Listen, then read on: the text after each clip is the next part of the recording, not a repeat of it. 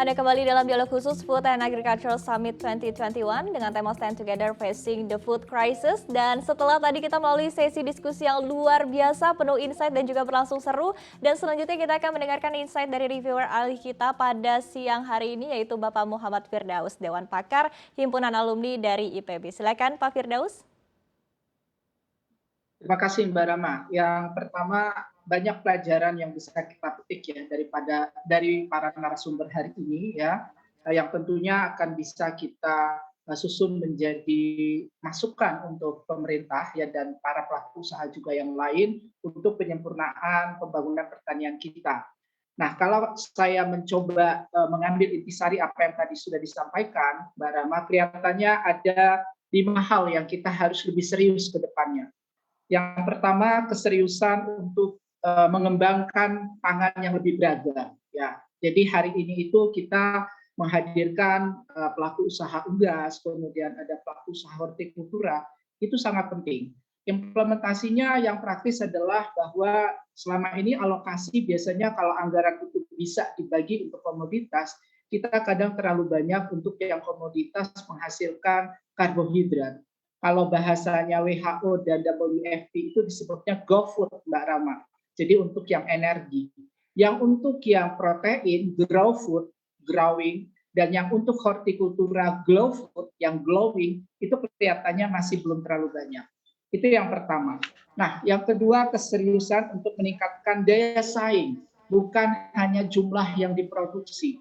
Tadi Pak Numiana memberikan ilustrasi yang kalau sekarang mungkin populer disebut dengan circular economy, integrated farming. Kita sudah cukup lama membicarakan hal itu, tetapi implementasi di lapangannya mungkin kelihatannya harus lebih banyak lagi, use case ataupun contoh-contoh yang memang nanti bisa berhasil begitu ya. Jadi integrasi vertikal di dalam satu industri itu tidak kemudian mengartikan petani rakyat atau petani kecil diabaikan. Tadi disampaikan skema kolaborasi seperti korporasi petani, model closed loop itu tetap kita bisa terapkan meskipun tadi Pak Tumiana mengatakan daya saing itu harus dengan integrasi vertikal. Karena seringkali kalau integrasi vertikal selalu diasosiasikan dengan kolaborasi, itu tidak selalu tepat.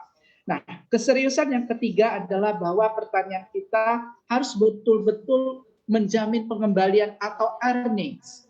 Ini yang tadi disampaikan oleh Mas Sandi, tidak mungkin milenial itu mau masuk ke pertanian kalau 1 hektar hanya bisa menghasilkan 3 juta per bulan. Untuk kondisi kita yang existing, itu betul. Petani cabai kita dengan produktivitas 8 ton per hektar, itu net income-nya cuma 3 juta per bulan. Tapi banyak juga, mungkin sekitar 10% dari total, petani cabai ada yang bisa menghasilkan sampai 20 ton per hektar. Itu net income-nya tidak kurang dari 20 juta per bulan selama 4 sampai 6 bulan. Jadi per bulannya 20 juta. Itu sangat promising.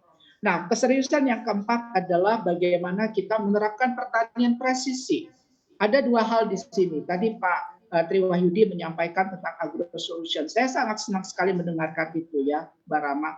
Di negara maju, petani kalau mau menanam itu setidaknya 3 sampai 5 tahun sekali pasti melakukan pengujian tanah. Sehingga lab-lab swasta itu berkembang. Di kita bisa dengan mobil keliling ataupun juga menjadi usaha baru bagi petani milenial ya Mas Andi ya, untuk kemudian bikin usaha pengujian tanah. Karena menguji NP dan K itu untuk per hektar nggak mahal, paling sekitar 40.000 untuk satu unsur. Jadi itu bisa dilakukan dan tidak harus setiap tahun. Nah yang kedua ini yang paling penting tadi disampaikan Pak Tri dari pertanyaan Mbak Rama, kalau saya boleh komen Pak Tri ya, betul bahwa pupuk Indonesia sudah mampu memproduksi lebih daripada yang ditugaskan, dalam tanda kutip yang ditugaskan oleh pemerintah. Ya, tetapi tentu kebutuhan petani ini jauh lebih banyak dari itu.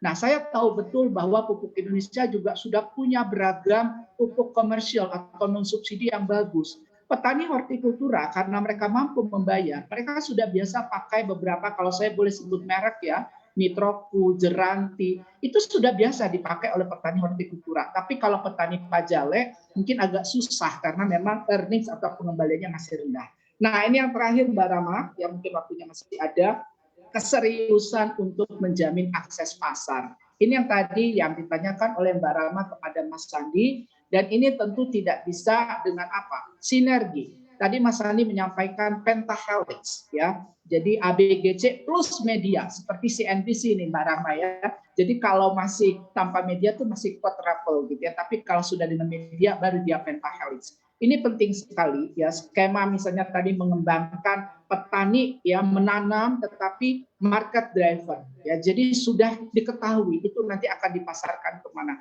Kita masih harus sangat lebih serius untuk yang kelima ini juga.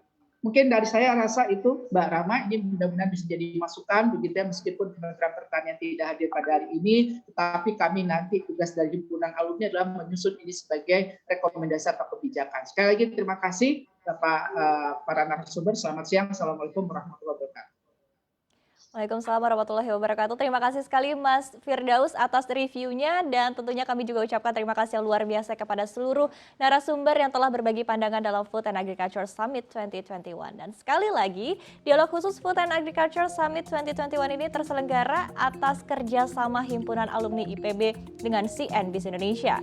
Dan acara ini juga didukung penuh oleh PT Bank Rakyat Indonesia Persero Tbk, Perum Bulog, PT Pupuk Indonesia, PT Widodo Makmur Perkasa, PT Pegadaian Persero, PT Raja Wali Nusantara Indonesia atau RNI, PT Perhutani, PT Sampurna Agro, dan PT Pupuk Sriwijaya Palembang.